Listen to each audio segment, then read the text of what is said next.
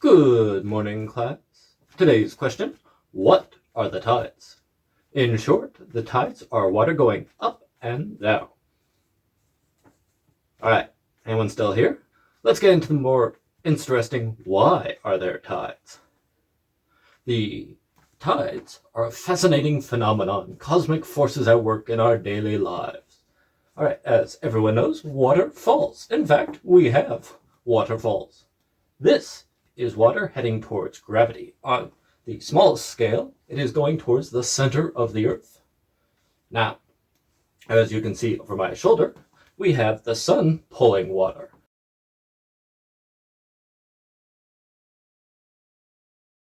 On a planetary scale, it pulls a large body of water towards it. This creates a high tide at noon and a low tide at midnight. Very simple, very predictable. Now, this occurs in some places, but not Puget Sound.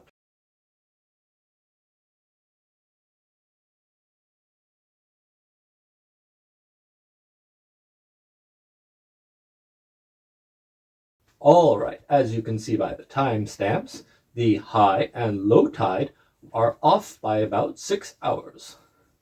This is caused by the moon and the sun working together pulling on our watershed. This creates a two sinusoid interaction. The lowest low tide is created when both the sun and moon are opposite our planet, and the highest of the high tides when the sun and the moon are overhead. Ugh. All right, now let's talk about some conflicting factors. If it were just the sun and moon, we could predict tides years out. But we also have to deal with weather. On a normal day, we have atmospheric pressure, about 14.7 pounds per square inch, pressing down on the oceans. When a low pressure or a storm comes through, we have less air holding down the water. This means the high tides can go even higher. Let's get a little more complicated by throwing in local geography. Okay, let's talk some geography. Here we have a rather simple map of Puget Sound. Let's talk about how the land affects the water. As the sun and moon rise over the Rockies, it pulls water from the Pacific towards the coast. It smacks into our coastline and can flow in through the Strait of Juan de Fuca. Now, as it flows in, it smacks into Whidbey Island and the Quimper Peninsula. Had to look that one up. Now, this creates a choke point. Deception Pass up here is famous, or I should say infamous, for its fast current and high standing waves. These standing waves can reach 10 feet tall. Remember, water is non-compressible, so it has to build up. Now, as it races down, it continues to hit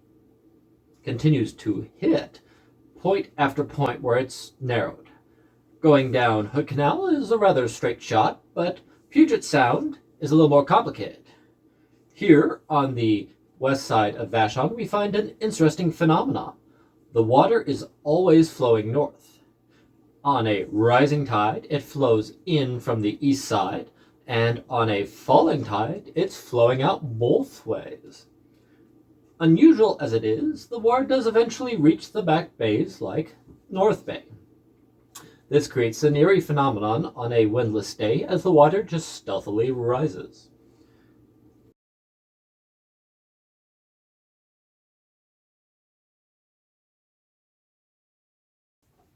Now, once the sun or moon has passed overhead, it is pulling the Pacific Ocean away from the west coast.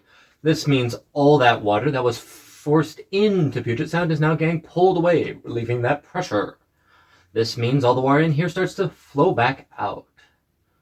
This creates an uneven cycle, as once again, everything that came in has to flow out through the passes. For instance, we have the Seattle Bainbridge Island choke point.